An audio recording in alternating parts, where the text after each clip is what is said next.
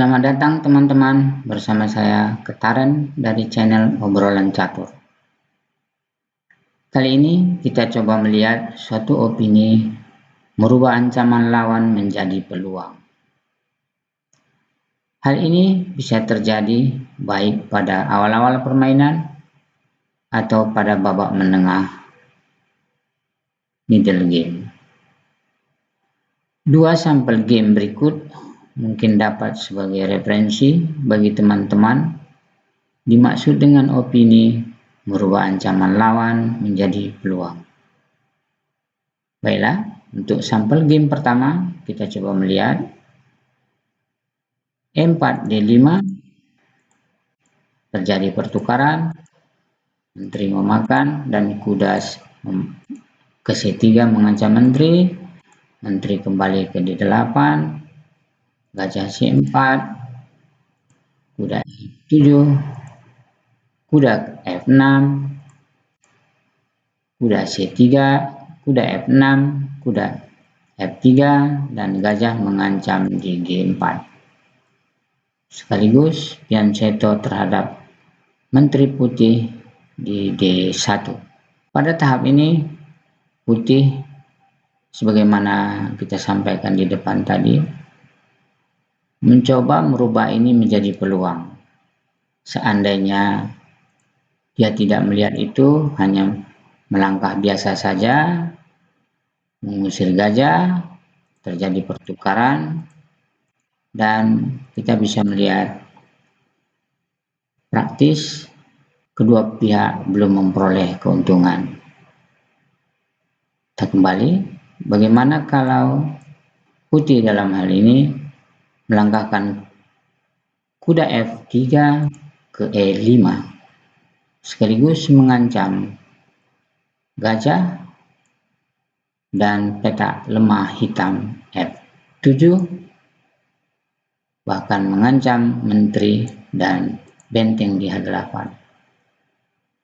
Namun hal ini sudah terjadi, hitam dengan senang hati memakan menteri putih di D1, dan kita teman-teman bisa melihat gajah sekak di F7 mat. Baiklah, kita coba melihat sampel game yang kedua. Pada pembukaan menteri D4, D5, C4, E6, Selapia, kuda C3, kuda F6, gajah melakukan tekanan di G5, dan misalnya kuda B ke D7 mendukung kuda di F6, terjadi pertukaran, kuda C memakan D5. Lagi-lagi bagaimana hitam di sini melihat peluang ancaman di gajah di G5 merubah menjadi peluang. Seperti tadi, apabila dia lakukan hal yang wajar saja, langkah biasa, maka pasti akan terjadi pertukaran yang biasa juga. Kita belum melihat satu keuntungan di dua pihak. Coba kita kembali. Setelah kuda putih memakan D5, mengancam kuda di F6, bila kuda memakan kuda di D4, gajah memakan menteri D8, dan teman-teman bisa melihat sekap gajah hitam di B4 praktis hanya dapat ditutup oleh menteri D2 dan gajah memakan D2. Selanjutnya raja memakan gajah hitam dan hitam memakan gajah di D8 dan hitam memakan gajah putih di D8. Sini kita bisa melihat keuntungan yang diperoleh oleh hitam atas tekanan atas ancaman tadi yang dilakukan oleh hitam. Masih dalam hal yang sama, bagaimana kalau hitam melangkah ke C4, hitam melangkah ke C5, yang tadinya kita lihat gajah mengawal kuda di F6. Kali ini kita coba lihat pion C7 ke C5 mengancam pion D4, putih mendukung pengawalan ke D4, terjadi pertukaran kuda makan, dan lazimnya hitam mendorong pion ke D5, kuda ke B5, dan mengancam kuda pion D7 D6. Namun dalam hal ini putih mencoba buat satu tekanan menghiraukan kuda dimakan, tekanan terhadap kuda di F7, kuda di F6. Lagi-lagi di sini hitam mencoba melihat peluang apabila kuda memakan kuda D5 memakan kuda F6. Seperti kita sampaikan tadi, bila hitam melihat ini merubah menjadi peluang, dia akan memakan F7, dia akan memakan kuda F6, dibalas oleh gajah. Dan teman-teman juga bisa melihat gajah hitam ke B4 sekak, dan praktis ditutup oleh menteri. Gajah memakan menteri sekak dan raja putih memakan. Demikian selanjutnya pion memakan gajah di F6. Sampai di tahap ini barangkali teman-teman bisa melihat putih kalah 1 perwira, hitam unggul 2 perwira.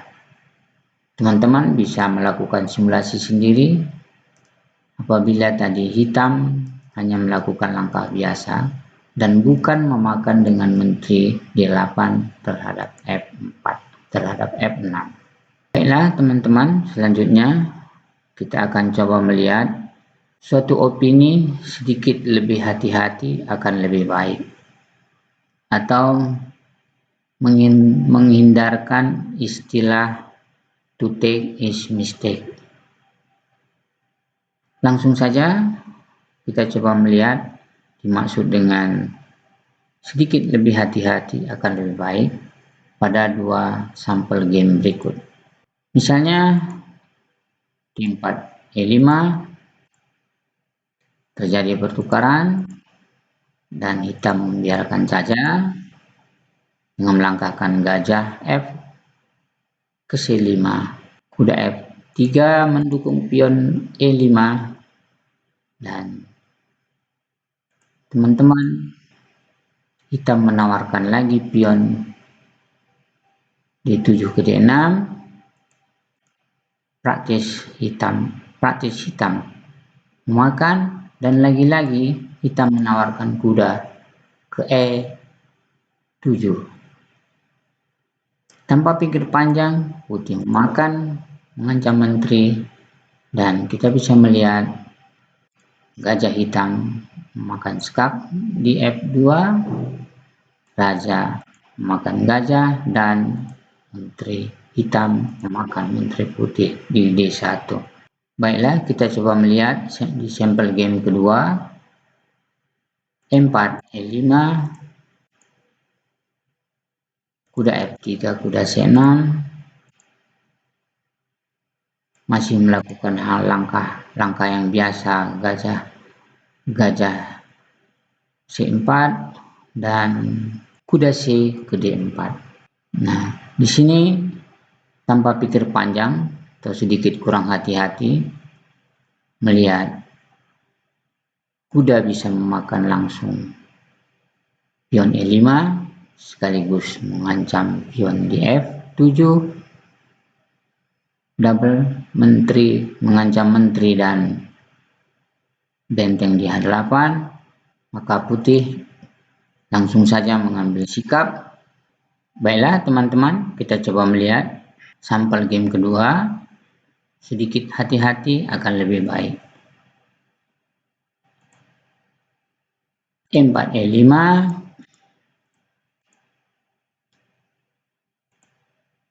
kuda F3, kuda C6, gajah ke C4, kuda ke D4,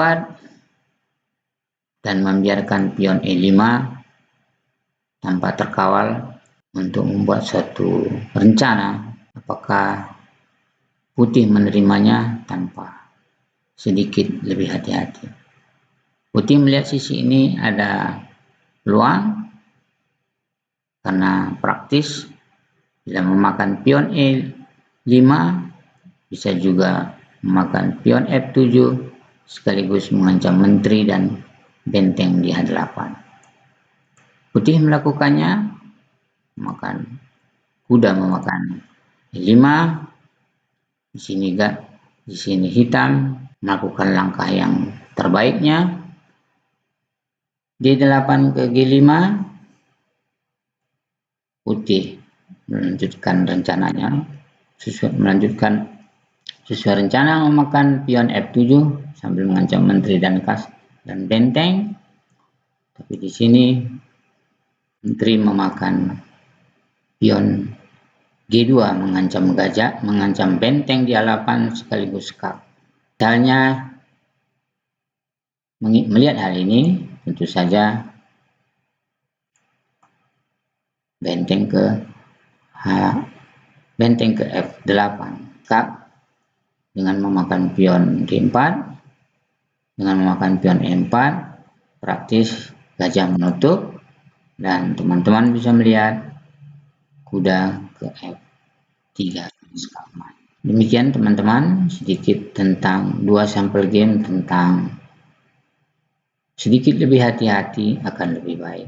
Sebagai sampel game singkat lainnya, kami coba akan melihat berikutnya. Sebagai yang terakhir, kita dapat melihat satu game dari Stamford Gambit yang merupakan turunan dari pembukaan Petrov atau pembukaan Rusia. Pembukaan Rusia dimulai dengan E4 E5, kuda F3, kuda F6, kuda di sini memakan, dan apabila kuda, baiklah teman-teman, di sini sebagai yang terakhir di klip ini kita akan coba melihat partai singkat dari Stamford Gambit. Stamford Gambit seperti kita ketahui adalah turunan dari pembukaan Rusia yang dimulai dari langkah-langkah E4 E5, kuda F3, kuda F6. Ini adalah seperti sama-sama kita pahami pembukaan Petrov. Kuda memakan E4, kuda memakan E5, hitam menawarkan kembali. Hitam memajukan kuda ke C6 dengan harapan dipukul oleh pion, dengan harapan kuda putih memakan C6, dan apabila putih melakukan pertukaran, dia memakan C3 dan terbukalah diagonal gajah F1 ke A3, demikian juga lajur menteri D1 ke D8. Melihat pion E tidak terkawal secara praktis atau tematik, D2 D3 mengawal, dan seperti tadi harapan hitam mencoba pion C-top, gajah F1, gajah F8 ke C5, dan juga sambil menutup putih melangkah gajah ke B2, gajah ke E2 sambil menutup kemungkinan kuda ke G4 ataupun gajah C8 ke B4 ke G4. Hitam sengaja belum melakukan roker, bahkan memajukan pion H7 ke H5, dan barulah putih melakukan roker. Sekaligus hitam melihat ini suatu peluang, mencoba memajukan menteri D8 ke D6, mengarah pada diagonal, mengarah pada serangan H7, H2 putih. Melihat hal ini, H2 ke H3 dan kuda F ke G4, sekaligus akan menempatkan menteri skakmat di H2. Melihat hal ini, seandainya pun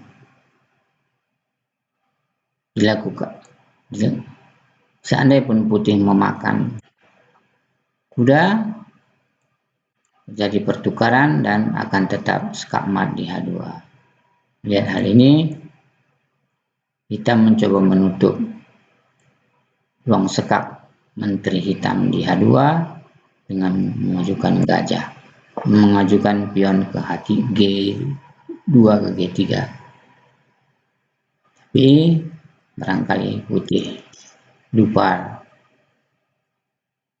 pining gajah C4 terhadap menteri, pining gajah C5 terhadap rak. Di dalam hal ini putih lupa, putih tidak melihat atau lalai melihat pining gajah hitam di C5 terhadap raja putih di G1. Tentu saja jalan terakhir putih adalah raja ke H1. Teman-teman bisa melihat menteri skakmat di H2. Demikian teman-teman sekalian, semoga referensi opini merubah ancaman menjadi peluang dan juga sedikit lebih hati-hati, akan lebih baik dapat sebagai referensi, dapat berguna bagi teman-teman sekalian. Terima kasih.